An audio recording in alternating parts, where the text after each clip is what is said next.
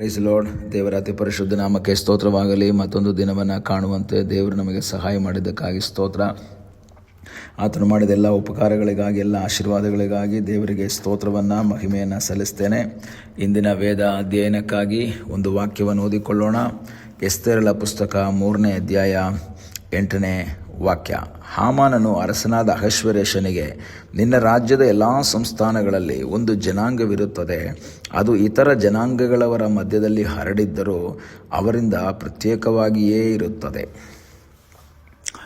ಹಾಮಾನನು ಯಹೂದ್ಯರಿಗೆ ವಿರುದ್ಧವಾಗಿ ಒಳಸಂಚನ್ನು ಮಾಡ್ತಾನೆ, ಅವರನ್ನು ಮುಗಿಸುವುದಕ್ಕಾಗಿ ಪ್ರಯತ್ನವನ್ನು ಮಾಡ್ತಾನೆ. ಕಾರಣ, ಮೊರ್ದೆಕಾಯಿ ಯಹೂದ್ಯನಾಗಿರ್ತಾನೆ, ಅವನು ಇವನಿಗೆ ಸಾಷ್ಟಾಂಗ ನಮಸ್ಕಾರ ಮಾಡೋದಿಲ್ಲ. ಆದ್ದರಿಂದ ಹಾಮಾನನಿಗೆ ಕೋಪ ಆಗ್ತದೆ. ಈಗ ಈ ಯಹೂದ್ಯರು ಎಲ್ಲಿದ್ದಾರೆ? ಅನ್ಯ ದೇಶದಲ್ಲಿ ಸೆರೆಯಾಗಿ ಬಿದ್ದಿರುವಂತಹ ಒಂದು ಸನ್ನಿವೇಶ. ಯಹೂದದಿಂದ ಸೆರೆಯಾಗಿ ಕೊಯ್ಯಲ್ಪಟ್ಟು ಸೆರೆವಾಸದಲ್ಲಿರುವಂತಹ ಒಂದು ಸನ್ನಿವೇಶದಲ್ಲಿ ನಡೆದಂತಹ ಒಂದು ಘಟನೆಯನ್ನು ನೋಡ್ತೇವೆ. ಆದರೆ ಈ ಯಹೂದ್ಯರು ಬೇರೆ ದೇಶದಲ್ಲಿದ್ದರೂ ಸಹ ದೇವರು ಅವರಿಗೆ ಕೊಟ್ಟಂತಹ ಆ ಒಂದು ಆಜ್ಞೆಗಳನ್ನು, ಧರ್ಮಶಾಸ್ತ್ರದ ಕಾರ್ಯಗಳನ್ನು ಪಾಲನೆ ಮಾಡಿಕೊಂಡು ಮುಂದೆ ಹೋಗುವಂತಹ ಒಂದು ಜನಾಂಗವಾಗಿತ್ತು. ಎಲ್ಲೇ ಇದ್ದರೂ ಸಹ ಅವರು ದೇವರಿಗಾಗಿ ಜೀವಿಸಬೇಕು ಎಂಬ ಒಂದು ತೀರ್ಮಾನದಲ್ಲಿದ್ದಂತಹ ವ್ಯಕ್ತಿಗಳಾಗಿದ್ದರು ಈ ಯಹೂದ್ಯರು. ಕಾರಣ, ಅವರಿಗೆ ದೇವರು ಒಂದು ಧರ್ಮಶಾಸ್ತ್ರ ಕೊಟ್ಟಿದ್ದರು, ದೇವರು ಒಂದು ನಿಯಮಗಳನ್ನು ಕೊಟ್ಟಿದ್ದರು, ನಿಬಂಧನೆಗಳನ್ನು ಕೊಟ್ಟಿದ್ದರು. ಅವರು ಆ ನಿಯಮಗಳನ್ನು, ನಿಬಂಧನೆಗಳನ್ನು ಫಾಲೋ ಮಾಡಿಕೊಂಡು ಹೋಗುವಂಥ ವ್ಯಕ್ತಿಗಳಾಗಿದ್ದರು. ಅದು ನಮಗೆ ಗೊತ್ತು. ಬಾಬೇಲ್ನಲ್ಲಿ ಸೆರೆಯಾಗಿದ್ದರೂ ಸಹ ಆ ಜನರು ದೇವರಿಗಾಗಿ ಜೀವಿಸಿದಂತಹ ಶದ್ರಕ್, ಮೇಷಕ್, ಅಬೇದ್ನೆಗೋ, ದಾನಿಯೇಲ್ ಎಲ್ಲವನ್ನ ನಮಗೆ ಸತ್ಯವೇದದಲ್ಲಿ ಓದುವುದಕ್ಕೆ ಸಾಧ್ಯವಾಗ್ತದೆ. ಈಗ ಜನ ಈ ಯಹೂದ್ಯರನ್ನು ನಾಶ ಮಾಡುವುದಕ್ಕಾಗಿ ಮೊರ್ದೆಕಾಯಿ ನಮಸ್ಕಾರ ಮಾಡಿಲ್ಲ ಅಂಥೇಳಿ ಮೊರ್ದೆಕಾಯಿಯನ್ನು ಮಾತ್ರವಲ್ಲ, ಅವನ ಜನಾಂಗವನ್ನೇ ಟೋಟಲ್ಲಾಗಿ ಮುಗಿಸ್ಬಿಡಬೇಕು ಎಂಬ ಒಂದು ಉದ್ದೇಶವನ್ನು ಈ ಹಾಮಾನು ತೀರ್ಮಾನ ಮಾಡ್ತಾನೆ. ಈ ಹಾಮಾನು ನಂತರ ಅಲ್ಲಿ ರಾಜನ ಬಳಿಯಲ್ಲಿ ಹೇಳುವಂತಹ ಒಂದು ಮಾತು ಏನು ಅಂತ ಹೇಳಿದ್ರೆ, ನಿನ್ನ ರಾಜ್ಯದ ಎಲ್ಲ ಸಂಸ್ಥಾನಗಳಲ್ಲಿ, ನಿನ್ನ ರಾಜ್ಯದ ಎಲ್ಲ ಸಂಸ್ಥಾನಗಳಲ್ಲಿ, ಕಾರಣ ಇಲ್ಲಿ 127 ಸಂಸ್ಥಾನಗಳ ಒಡೆಯನಾಗಿದ್ದಾನೆ ಅಹಷ್ವೇರೋಷ್ ರಾಜ.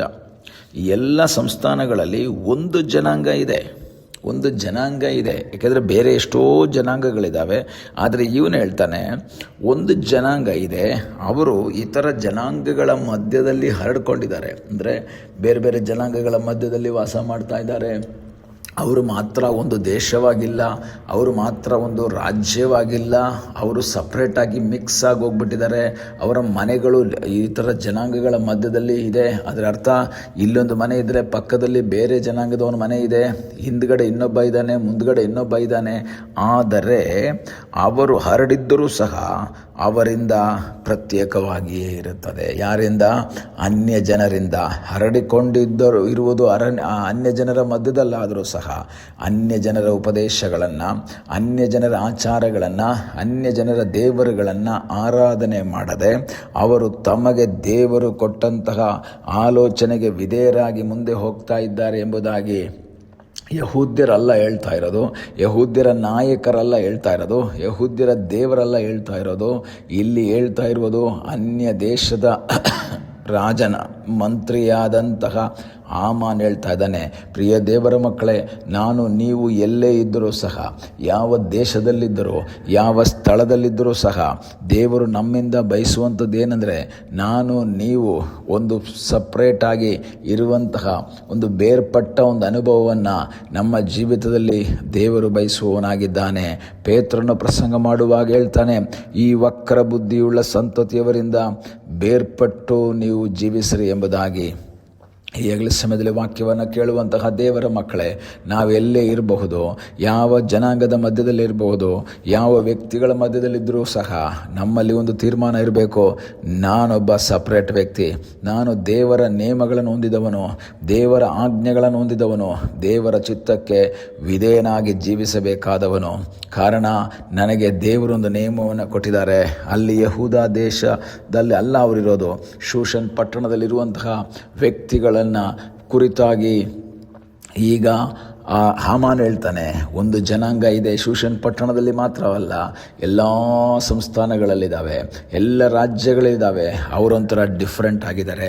ಈ ದಿವಸಗಳಲ್ಲಿ ನನ್ನನ್ನು ನಿಮ್ಮನ್ನು ನೋಡಿ ಜನ ಹೇಳಬೇಕು, ಇವರು ವ್ಯತ್ಯಸ್ತರಾಗಿದ್ದಾರೆ, ಇವರೊಂದು ವಿಭಿನ್ನ ಸ್ವಭಾವವುಳ್ಳವರಾಗಿದ್ದಾರೆ, ಇವರು ಪ್ರತ್ಯೇಕವಾಗಿ ವಾಸ ಮಾಡುವವರು, ಇವರು ನಮ್ಮ ಜೊತೆ ಸೇರಲ್ಲ, ನಮ್ಮ ಉಪದೇಶಗಳನ್ನು ನಮ್ಮ ನಿಯಮಗಳನ್ನು ಫಾಲೋ ಮಾಡಲ್ಲ. ಯಾಕೆಂದರೆ ದೇವರು ಅದಕ್ಕಿಂತ ಉನ್ನತವಾದ ಉಪದೇಶ ನಿಯಮಗಳನ್ನು ಅವರಿಗೆ ಕೊಟ್ಟಿದ್ದಾರೆ. ಈ ದಿವಸಗಳಲ್ಲಿ ದೇವರು ನಮಗೆ ಕೊಟ್ಟಿರುವಂತಹ ಉಪದೇಶಕ್ಕನುಸಾರವಾಗಿ, ವಾಕ್ಯಕ್ಕನುಸಾರವಾಗಿ, ಆತನ ಚಿತ್ತಕ್ಕನುಸಾರವಾಗಿ ನೀವು ಜೀವಿಸುವುದಾದರೆ, ಹಾಮಾನನು ಯಹೂದ್ಯರ ಕುರಿತಾಗಿ ರಾಜನ ಬಳಿ ಹೇಳಿದಂತಹ ಸಾಕ್ಷಿ ಹಾಗೆ ನಮ್ಮ ಕುರಿತಾಗಿ ಸಹ ದೇವರು ಅವರ ಮೂಲಕ ಸಾಕ್ಷಿ ಹೇಳಿಸುವುದಕ್ಕೆ ಶಕ್ತನಾಗಿದ್ದಾನೆ.